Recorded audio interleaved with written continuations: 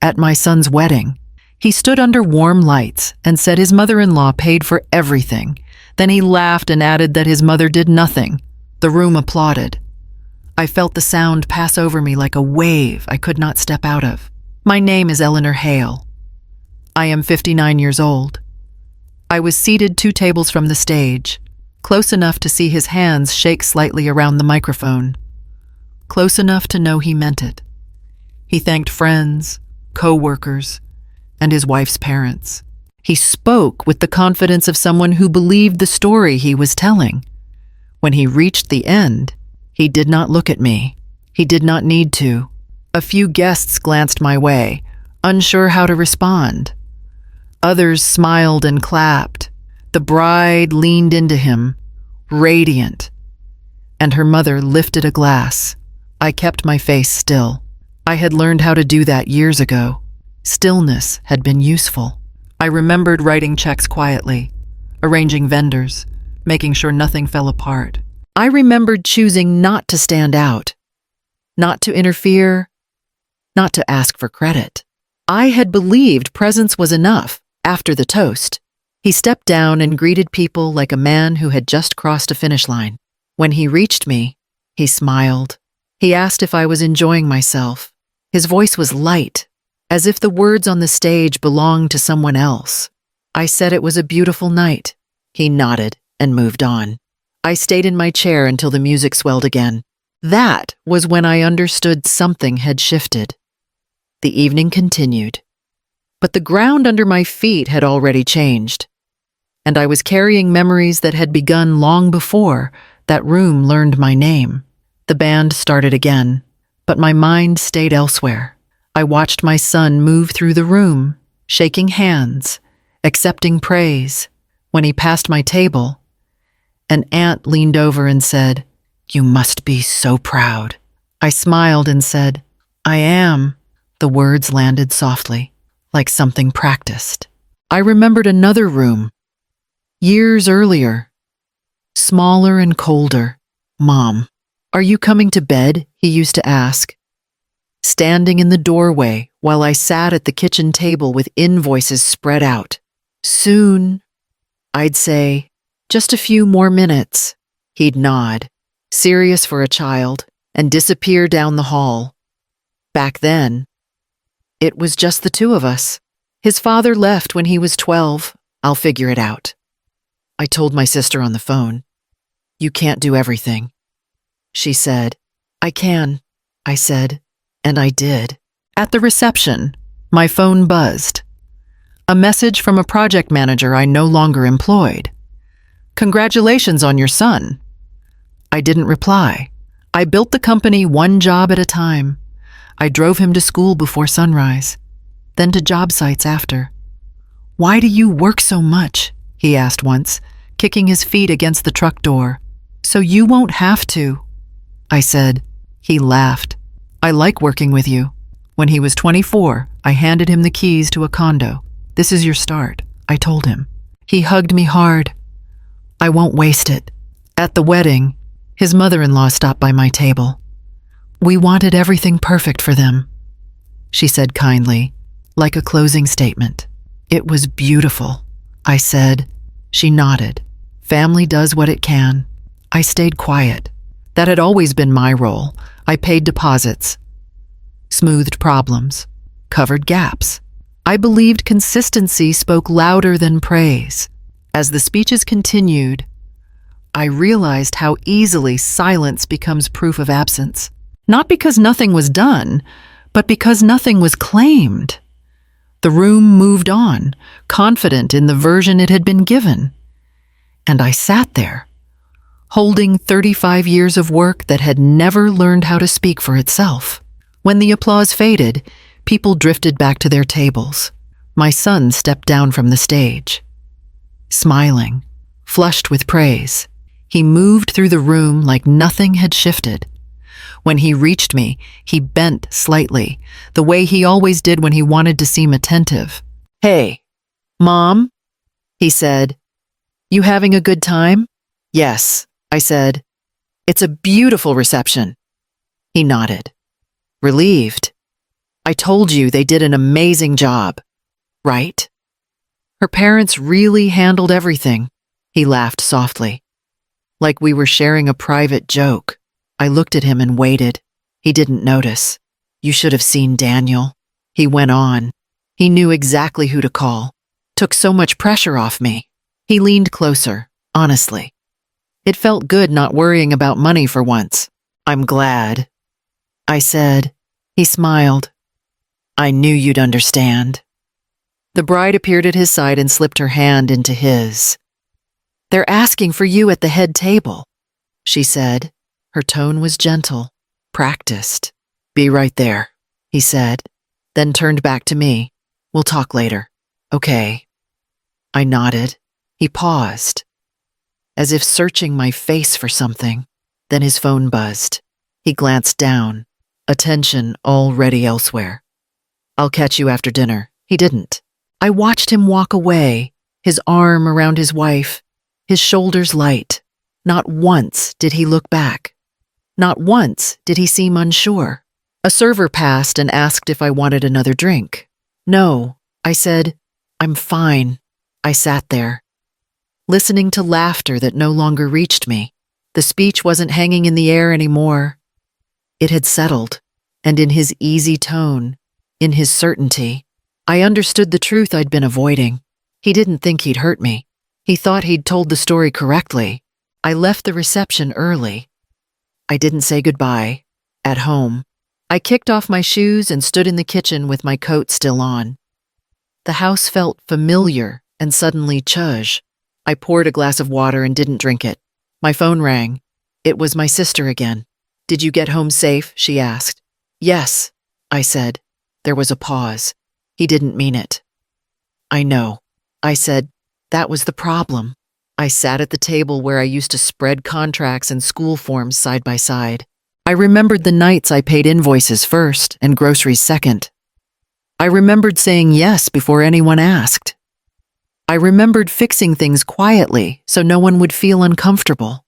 Mom, can you help me this once? He'd say, I will.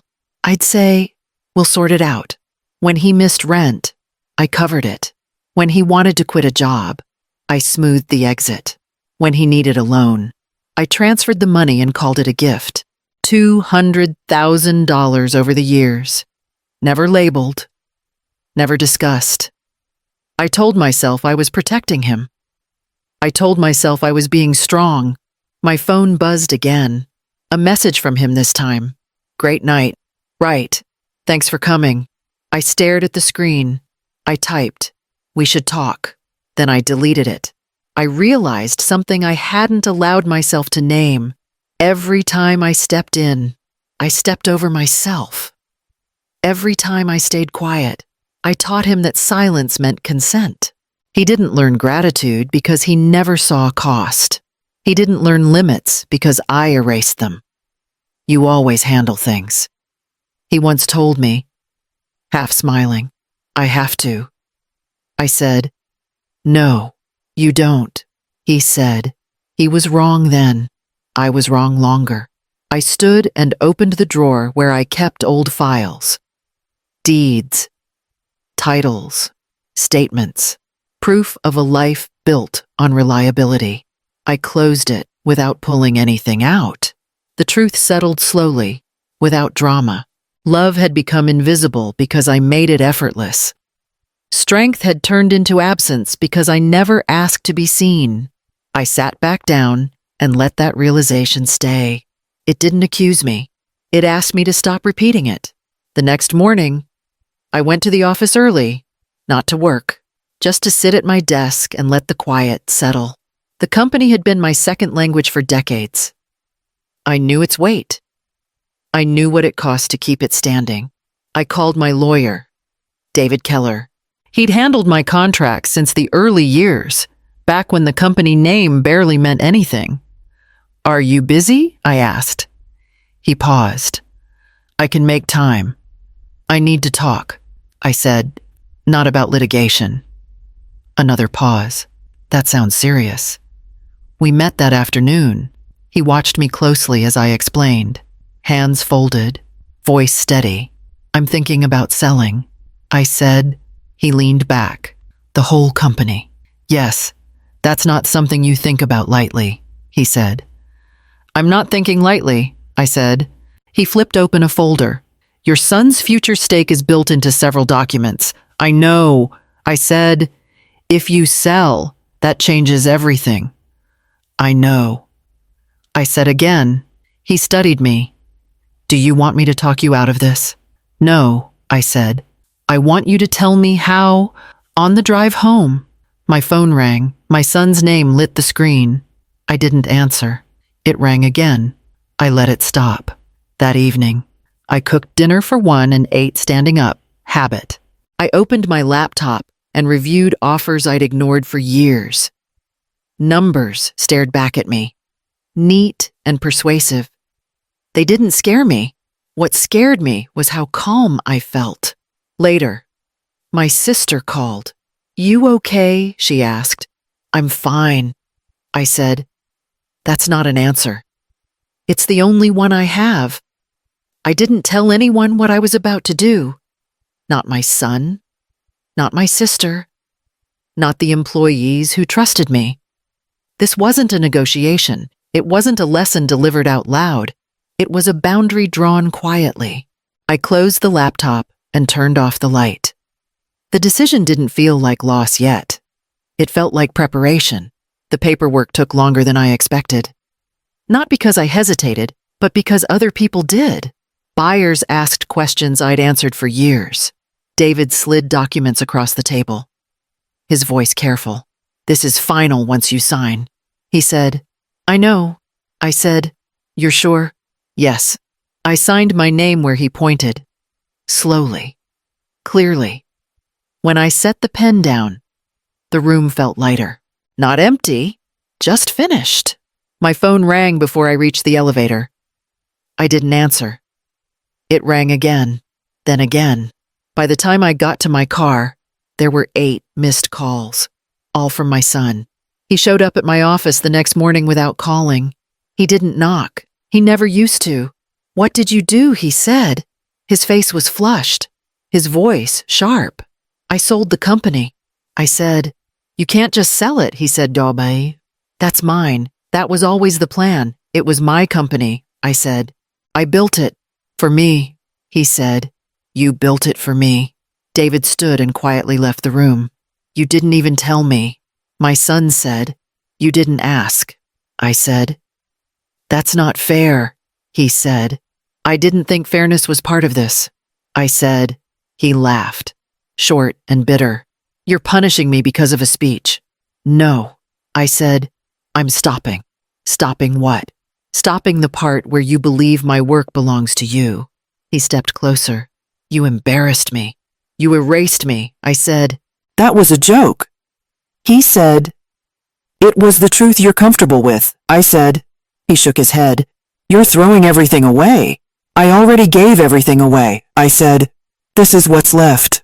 His voice dropped. You owe me. I don't. I said. I never did. Silence filled the room. Not awkward. Heavy. You're my mother, he said. Yes, I said. You don't do this to your own child. I taught you how to stand, I said. I can't stand for you anymore. He stared at me like I was someone else. Maybe I was. When he left, he didn't slam the door. He closed it carefully, like someone afraid of breaking something that was already gone. I sat down and let my hands rest on the desk. They weren't shaking. The rupture didn't feel dramatic. It felt exact. The calls started before I left the parking lot. My phone vibrated against the console. Once, then again. I didn't answer. By the time I got home, there were 14 missed calls. Most from my son, a few from numbers I recognized and chose not to save. My sister called next. Pick up, she said when I answered. I can't talk, I said. You can't disappear like this. I'm not disappearing, I said. I'm stopping. After that, I turned the phone face down. Messages stacked up. You're making a mistake. Call me back. This is not how family works. I read them once. I didn't reply. That night, my son left a voicemail. His voice sounded younger, strained. "You don't get to do this," he said. "You don't get to walk away." I listened to the entire message. I didn't delete it. The next morning, there were 52 missed calls. I sat at the kitchen table with a cup of coffee growing cold. My hands were steady. The quiet felt unfamiliar, like a muscle I hadn't used before. For years, silence meant neglect. It meant something had gone wrong and needed fixing. This time, it meant I was finished fixing. I typed one message and erased it. Then I turned the phone off. Nothing in my house changed. The walls stayed where they were. The air didn't shift. Only one thing had moved. Slowly and without noise. For the first time, I wasn't reachable. I left Chicago without a ceremony. 2 suitcases. A box of files I couldn't bring myself to shred yet. I sold the house to a couple who wanted the neighborhood more than the history. At the closing, the agent said, "You're doing the right thing." I thanked her and didn't explain. The new place was smaller. That was the point. The landlord handed me the keys and said, "If you need anything, call."